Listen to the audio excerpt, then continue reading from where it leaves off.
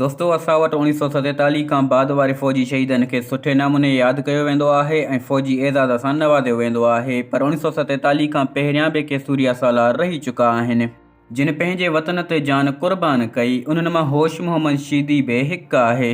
अस्सलाम वालेकुम, सिंधी इन्फो ते भलीकार, आऊं आहियां अब्दुल क़यूम। हिन वीडियो में तव्हांखे होश मोहम्मद शीदी जी बायोग्राफी ॾींदासीं। वीडियो पसंदि अचे त लाइक कंदा, चैनल खे सब्सक्राइब कंदा। हलूं था वीडियो जी तरफ़। होश मोहम्मद शीदी 1801 में पैदा थियो, जंहिंखे होशू बि सॾियो वेंदो हो। होश मोहम्मद शीदी जी शरीक हयात जो नालो अलीना शीदी हो। चयो वञे थो त होश मोहम्मद शीदी माउ पारां शीदी ऐं पीउ पारां कमराणी हो। दोस्तों होश मोहम्मद शीदी टालपुर हुक्मराननि जे दौर में सिंध जो जर्नल हो, जंहिंजी वतन सां मुहबत जे करे अॼु ताईं यादि कयो वञे थो। होश मोहम्मद शीदी टालपुरनि जो ईमानदार, निडर ऐं बहादुर जनरल हो। टालपुरनि जी फ़ौज जो तोपखानो संभालींदो हो ऐं पाण हिकु बहितरीन तोपची थी गुज़रियो आहे।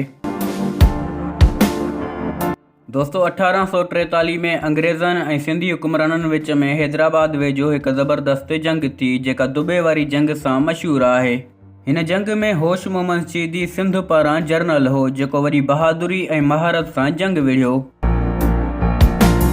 सिंध खे असुल खां करप्ट टोले ऐं गद्दारनि लुटियो आहे। हिन जंग में बि सिंध सां पंहिंजा ई गद्दारी करे विया। दोस्तों जॾहिं सिंधी फ़ौज बहादुरी सां विढ़ी रही हुई त उन वक़्तु नवाब ख़ान मोहम्मद ठोड़ी जी गद्दारी ऐं चाल जी मदद सां अंग्रेज़नि जी फ़ौज सिंध जे बारूद ऐं असले खे बाहि ॾेई छॾी, जंहिं सबबु होश मोहम्मद शीदी जे लश्कर वटि बारूद ऐं असलो ख़तमु थी वियो। पर वरी बि होश मोहम्मद शीदी सिंधी फ़ौज जी हिमत ऐं हौसला अफ़ज़ाई वधाइण लाइ ही नारो हयो, मर वेसूं सिंध न ॾेसूं। होश मोहम्मद शीदी वटि जॾहिं ॿी काई वाह कान हुई, हू अंग्रेज़नि जे जदीद असले साम्हूं पंहिंजी फ़क़ति हिकु तलवार सां बि विढ़ंदो रहियो, पर आख़िर शहीद थी वियो। जंहिंखां बाद अंग्रेज़नि सिंध खे फ़तह करण जो ऐलान कयो। सिंध जी हिन शिकस्त जो सबबु पंहिंजा ई गद्दार हुया। चयो अथनि न पंहिंजे घर जा कुता भारिया निकिता, न त गिदड़नि जी कहिड़ी जुरत लोढ़ा लताड़िन।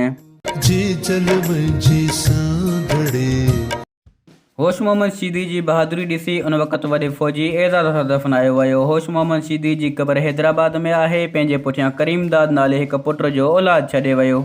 सिंध ते अॼु बि को मेरी अखि करे ॾिसे थो त होश मोहम्मद शीदी उर्फ़ होशू जो उहो नारो यादि अचे थो, मर वेसूं सिंध न ॾेसूं। दोस्तों जेके वतन ख़ातिर मरण ऐं जीअण पसंदि कंदा आहिनि, तारीख़ अहिड़नि अमर किरदारनि खे हमेशह यादि रखंदी आहे। होश मोहम्मद शीदी उर्फ़ होशू बि उन्हनि मां हिकु आहे, जंहिं वतन ख़ातिर जान त क़ुर्बान कई, पर आख़िरी दम ताईं हथियार फिटा न कया। वीडियो पसंदि आई आहे त लाइक कंदा, चैनल खे सब्सक्राइब कंदा। मिलंदासीं अगली वीडियो में। अल्लाह हाफ़िज़।